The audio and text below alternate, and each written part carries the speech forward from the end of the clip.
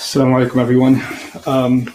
I wasn't planning on doing a session today, but I received a letter and I couldn't help myself. So here it is. Honestly, brothers, I need help in learning more because I can't do this on my own. The reason I'm reaching out to you is because I listened to khutbahs by Nouman on podcast through my tablet here in the prison. His khutbahs empower and inspire me every day.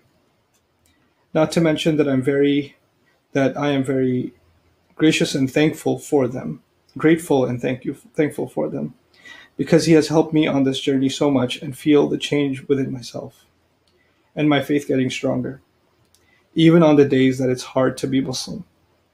Anyway, tomorrow is Ramadan, so this was sent over before Ramadan started. And I'm very limited on reading material and other brothers to help me learn the true way. So I had my sister Google your address. With that said, brothers, please, may I be a part of your community? If you have any correspondence courses that can help me study my Arabic and strengthen my faith.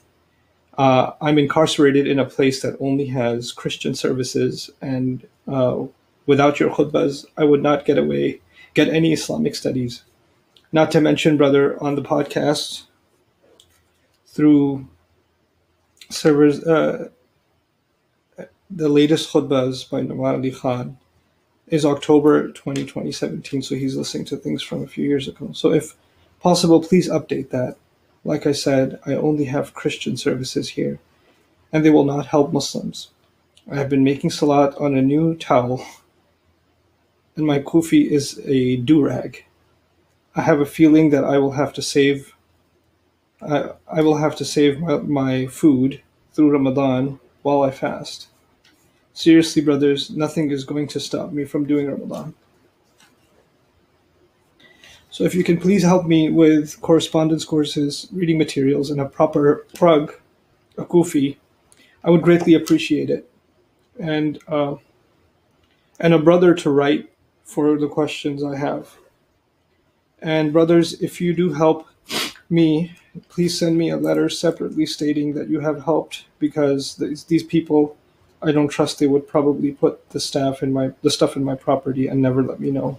Thank you, your brother. So I read this today and it just stopped me dead in my tracks, and I couldn't help but just come to these ayat. So I'm just going to read something from these ayat to all of you. قُلِ اللَّهُمَّ مَالِكَ الْمُلْكِ. Tell them, say, O Allah, the owner of all kingship.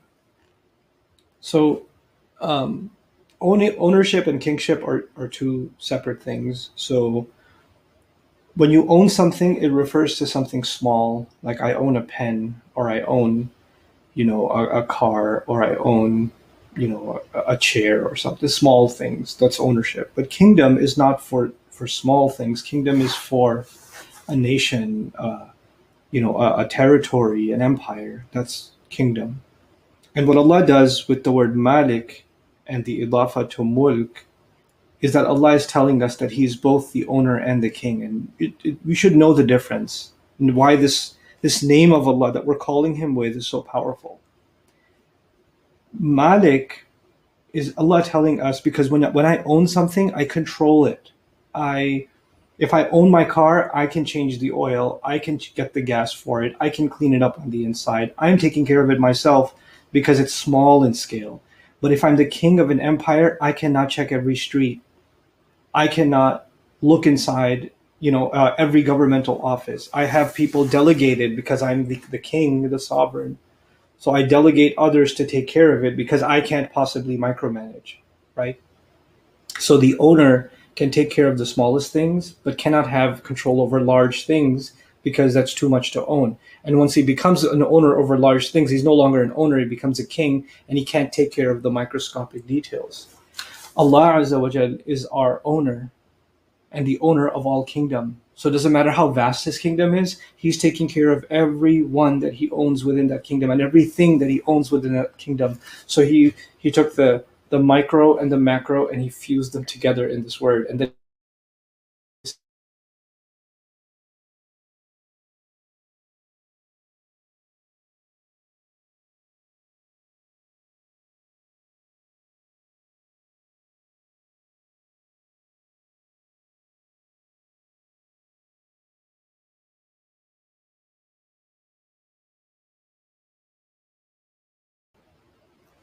sorry, there was a interruption in the broadcast.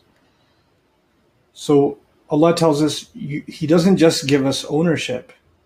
He gives us dominion. When He wants to give, He can give kingdom to whoever He wants. You give kingdom to whoever you want. وَتَنْزِعُ الْمُلْكَ مِمَّنْ تَشَاءُ. So someone could have nothing and Allah can give them vast kingdom. And then someone can have the most vast kingdom, and Allah can pull it back from them and they have nothing left. وَتُعِزُّ مَنْ تَشَاءُ. And you honor whoever you want. And you give authority to whoever you want. وَتُذِلُّ مَنْ تَشَاءُ. And you can humiliate whoever you want. بِيَدِكَ الْخَيْرِ. In your hands alone, in your hand alone, at your disposal alone is all good there is. إِنَّكَ عَلَى كُلِّ شَيْءٍ قَدِيرٌ. Certainly you are completely in control over all things. تُولِجُ اللَّيْلَ فِي النَّهَارِ. You're the one who inserts the day into the night. وَتُولِجُ النَّهَارَ فِي اللَّيْلِ. And you're the one who inserts the night into the day. وَتُخْرِجُ الْحَيَّ مِنَ الْمَيِّتِ. And you bring the life out of the dead. وَتُخْرِجُ الْمَيِّتَ مِنَ الْحَيِّ. And you bring the dead out of the living. وَتَرْزُقُ مَنْ تَشَاءُ. And you provide whoever you want بِغَيْرِ حِسَابٍ. Without any restrictions, any limits, and no one checking on you, no one questioning you, why did you give this one and why didn't you give that one? You give whoever you want by your decree. I thought of this ayah because this person, this wonderful individual, starts by saying, I've made choices I'm not proud of. He says things like, I was afraid or ashamed to write to the community because of a fear of being shunned. Like he has this embarrassment inside him that because he's incarcerated, he's been convicted of a crime, because he's spending time in prison. These are not things any human being would want associated with themselves. This would be a humiliation that a person has to walk with and think about, and how deeply, like what kind of a scar that would be, that for someone to know that they'd be afraid someone will find out that I've been in jail before, even when he gets out, or I had committed this crime. It's such a huge burden of humiliation that he carries that with him. Even when he's speaking, he's thinking others are going to shun me. We get humiliated by people. And what did Allah do for this person? Sitting in a prison where there's only Christian services, where I haven't even updated my podcast. The last time we updated them in Bayyinah was 2017. And he's listening to these podcasts because that's all he has access to. And what does Allah do? Allah sends His angels and He opens his heart and he's studying Islam for a year. How many people are free? They have money, they have health, they have freedom, they have luxury, and they haven't looked one word up for, let me see what my Rabb says. Let me see what my Prophet says. Sallallahu Alaihi Wasallam. Let me just hear them. How many people have done that?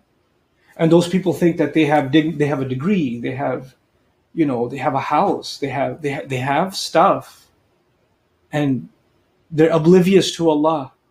I can become oblivious to Allah. And here's a person who has none of these things, and we would think this person is dignified. Look at the job they got. Look at the money they got. Look at the clothes they're wearing. Look at the car they're driving. These are things that we associate with prestige. And to Allah, that has nothing to do with any prestige. And this person sitting in a prison, feeling ashamed himself to show him to even communicate with the fellow Muslims, this person is more honored by Allah than anybody else.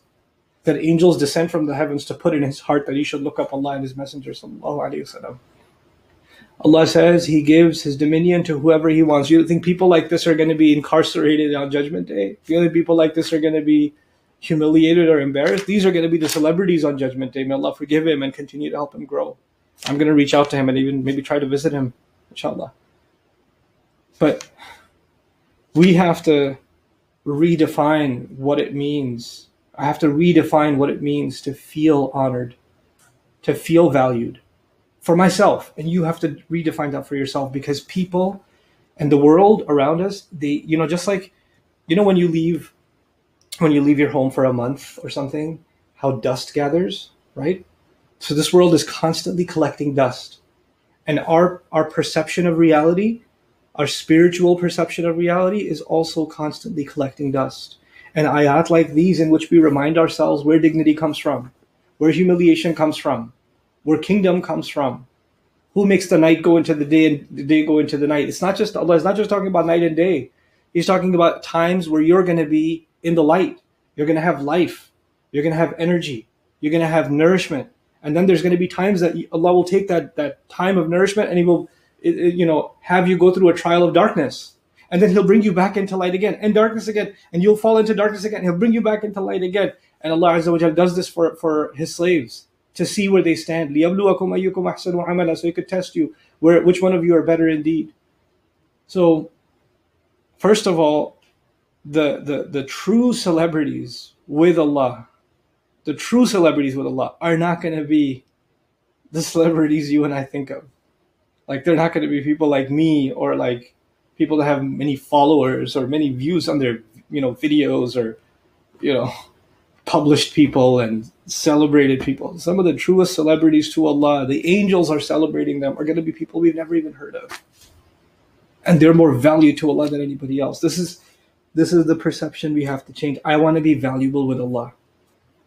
I want to be someone zakarahumullahu fi man indahu. Allah talks about them when He is among the highest angels. Can you imagine this person sitting in a prison feeling alone, and Allah has a gathering of angels in the highest heavens where Allah is proudly talking about His slave, telling His angels, look at what my slave is doing. Look at how he's struggling to learn.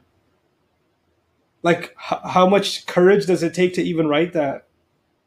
To even put that in the mail? And he's so grateful that he's getting to pray on a towel. Let's just think about that. Just think about what Allah has given us, and how much we keep focusing on what we don't have, and how a person in this state can be grateful to Allah and say, if I can just learn more about my deen, I'd be happy. Can you just send me some things I can learn more? Here you and I are thinking about, what are we going to have for iftar? And this person's thinking about, no, I'm going to save my food and I'm not letting go of Ramadan. Because they have limited time when they're given food. He's not going to be served food in prison at the time of iftar. And he's more worried about his Ramadan, and he's worried about his spiritual growth, his connection with Allah. These are the people that are inspiring to me. These are the people that remind, like, you read that, you meet a person like that, learn about a person like that, and you're reminded of the signs of Allah.